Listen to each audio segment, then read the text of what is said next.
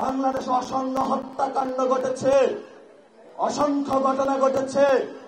এর মধ্যে বড় একটি ঘটনা হলো 10টা অস্ত্রের চালান।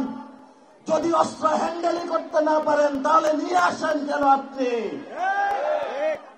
আমাদের দক্ষিণ এশিয়াতে এই অস্ত্র কাহিনীর কারণে বাংলাদেশ সার্বভৌমত্বের হুমকির মধ্যে পড়েছে। অসংখ্য মানুষের জীবন বিপন্ন হয়েছে, পার্শ্ববর্তী আঞ্চলিক সংঘাত বিরাজ করেছে।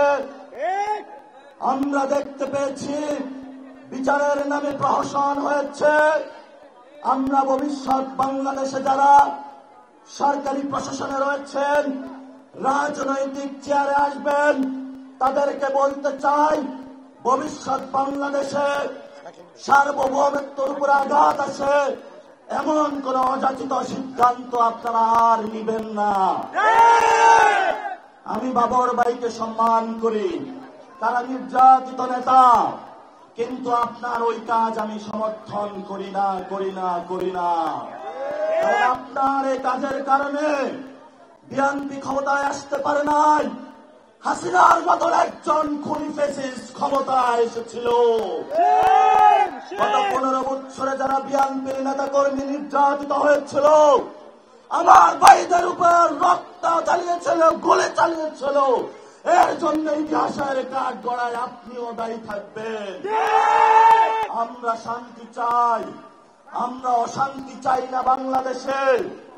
বাংলাদেশে যদি কোনো ব্যবস্থা নেওয়া হয়, সেই ব্যবস্থা সঠিক নিয়মে নিতে হবে।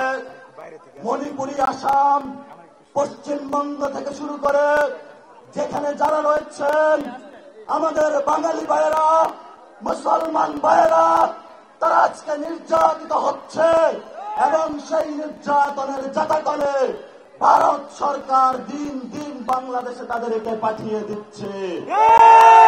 এই সংঘাতের পিছনে আপনি দায়ী। এই জন্য আমরা বাংলাদেশের রাজনৈতিক ব্যক্তি, সচেতন সমাজ সকলকে আহ্বান জানাবো, ভবিষ্যৎ বাংলাদেশে ভারত থেকে, আসাম থেকে, পশ্চিমবঙ্গ থেকে সীমান্ত হত্যা হচ্ছে, মুসলমানদের উপর নিপীড়ন হচ্ছে। বাংলাদেশি বলে, বাঙালি বলে যাদেরকে প্রতিনিয়ত বাংলাদেশে ছেড়ে দেওয়া হচ্ছে, ইউরোপ সরকারকে বলে আপনি দ্রুত প্রতিবাদ করুন, ইন্টারন্যাশনাল এরিয়ায় উঠুন।